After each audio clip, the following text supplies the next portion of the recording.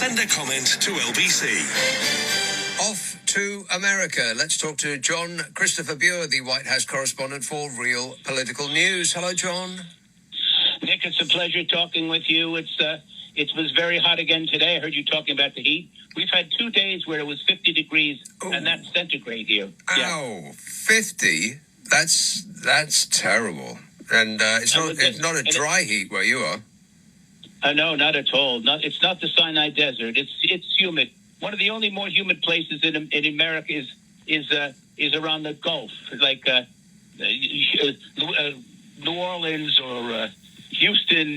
That's Corpus Christi, anything on the Gulf. But we get some nasty, nasty humidity. Yeah, I think the only thing that's more humid is Donald Trump's golfing attire.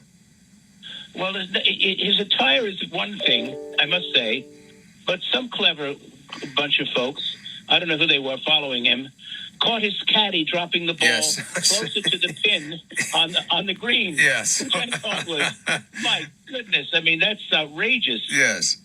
Yeah, he exited his bomb-proof golf cart to show the Scots how to cheat at their own game. Yeah. I love the Scots. I love the Welsh. I love the English. I love the Irish. Of course, my granny's people are from Dumfries and from Cork. One of the protesters' sign said about Trump's mother should have black affront from him. Now, I'm not a Scotsman, but I hear that's quite a tag on Donald from his mom. I'm not sure I understand that, but let's just black affront seems to be a Scottish phrase, which means pretty bad. Right. Well, I grew up in Scotland, and I don't recognise that phrase, but I'll have to look up that sign later. It basically means an embarrassment, but we all know what that means. Okay. So he's touting what he's describing as the biggest trade deal that anybody ever made, believe me, and this is with the EU. And the upshot is that both the EU and America are in a worse position than they were before. Well, exactly. This is what he did. He's looking for an off-ramp from the tariff mess that he's created. As with the Epstein and with his tariffs and with everything else, he creates this enormous problem, and then he goes about trying to solve it, and then he says, "Look, I solved the problem," which he created himself. I mean, the tariff issue was about 4.8, I think, before he raised it to 27 or something outrageous, and then he raised the UK's, and then he had Starmer come here back in the springtime, and I guess he got sort of friendly with him. He invited him to see His Majesty, which is going to be interesting if the Brits still want him to come over. And the UK is at 10. 10, yeah. Now it's at 10. Which is 10 worse than it used to be. Well, it is. But, when you compare it to 500,000, he's going to have this third party tariff of 500% tariffs. And the EU is at 15. So it's all numbers game with Mr. Deal. The art of the deal. You know what I mean? Yeah, he said he was going to have 90 deals in 90 days. And so far he's got 2.5, because he was touting this supposed deal with Japan. And he was saying that Japan have agreed to this and have agreed to that. And Japan were saying, no, no, none of that's true. Yeah. Well, he'll just go on and say whatever he thinks he wants to say. And his MAGA people will believe him. Japan, there's a deal sort of there. The UK, and then this EU thing, which, he can tout it all he wants. Let's see what happens. Let's read the fine print, shall we?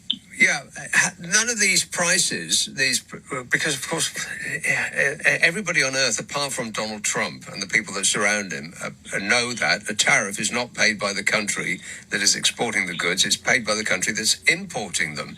So all of these... It's paid by the consumer, you're right. All of these supposed deals, these tremendous deals for the American consumer, are actually making everything... and it hasn't sort of gone through yet because people have stock inventory to sell through before the new things that they bought from Japan or China or the EU, wherever, have come through. So the price rises haven't come through to the American consumer yet, have they? Well, wait till it's time for Christmas shopping. Yeah. And wait till it's time for new school season to start. And, let's see what happens when the pain starts to set in because he hasn't really allowed him for that, and he'll just keep going on, and his MAGA base will buy anything so far, but we'll see because there was unfortunately, the world must deal with Trump because the U.S.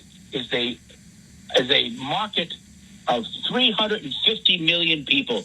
That's why, unfortunately, the world has to deal with us. We have plenty of dough so far, and we buy stuff.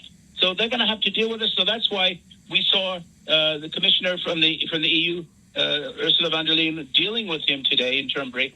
I believe that's where they went, and he's going to be with Starmer tomorrow. So we'll see. Well, they've got to treat him like a grown-up, even if he doesn't behave like one. I thought it was fascinating.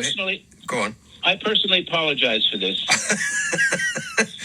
I don't think we can hold you responsible, John, but we appreciate. Well, somehow I feel guilty. Maybe it's my Irish Catholic background or something. But I'm not going to. We appreciate your apology. He said, Donald Trump said that in one of the promises that he made that he was going to drive down drug prices by numbers that are not even thought to be achievable, among which are he's going to drive the prices down by 1,500%. I don't know what drugs he's on, but I'll tell you that there's some drug prices, and a lot of our pharmaceuticals are manufactured in Denmark and in Norway, and these pharmaceuticals they're not included in the tariffs, by the way, just so you know. Right, so that's a separate. Is that separate, or they're just tariff free?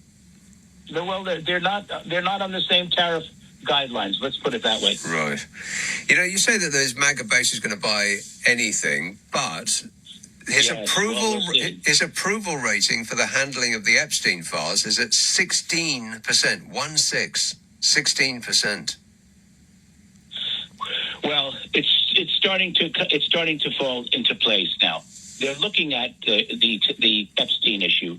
They're looking at who said what and what list is on and who's on what list, and they're realizing, wait a second, this is another thing possibly that Donald brought up to make himself look good, to separate himself from Epstein, who died in his cell, God knows how, and then he's going to try to distance himself and say, I have nothing to do with it. And then he's got Ghislaine, as I like to say her name, Maxwell, who is in prison, and she's speaking to the number 2 head of the Justice Department, who came and spent 2 days with her in her cell in Florida, in her prison.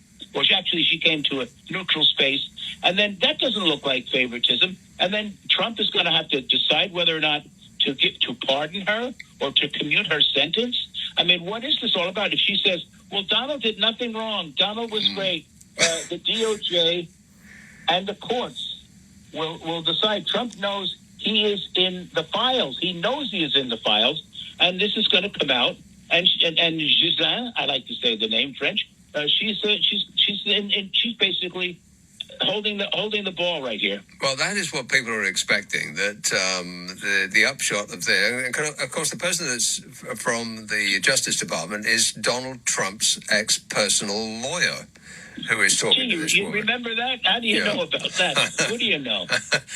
And so people are expecting that Ghislaine, as I'll pronounce it, is going to spill the beans on a lot of radical left lunatics, as Trump would say, and mention him not at all, and by some magic process be pardoned.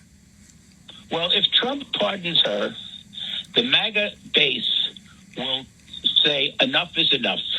And I'm just watching now on TV here. England beats Spain. Yeah. Well done. Yeah, thanks.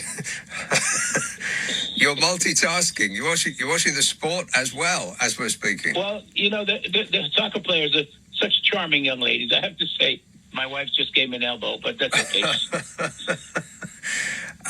There's going to be a bipartisan resolution likely to pass to force the Attorney General, Pam Bondi, to release all of the unclassified material relating to Jeffrey Epstein. Now, does that mean that they'll just classify all the material relating to Jeffrey Epstein? yes, that means that they're going to have to do that, and then that will have to be released. No, but we still have 3. Yes. but if that happens, will the Justice Department and Trump's people just simply classify all the material that would be released by this resolution? Well, that's a tricky question, but I'll tell you, Congress is in recession now, and they're home, and they're hitting it. They're hearing it. They're getting hit too from their constituents, and they're saying, release the names. We want to know the truth here. What is going on, guys? You're supposed to be in charge of things, and they're walking all over you. And we have a real crisis in this country because people don't know what to believe. And just to mark the scorecard, the things that Donald Trump promised, he promised the price of groceries to go down. Where have they gone? Well, the prices have gone down on some levels, but like you said, there's inventory. We don't really know. I know the gas prices have not gone down, as Trump has said. Right. And that's an out-and-out falsehood. Yeah, he says that they're $1.90. Sorry to interrupt, but he said they're $1.99 a gallon. There's no state in America that's selling it even close to that. Hey, if you can get me that, I'll drive there to fill my tank. I don't care if it's in Ottawa. Always good to talk to you, John. Thanks for that. Jon-Christopher Bua, such a pleasure. White House correspondent for Real Political News. Thanks.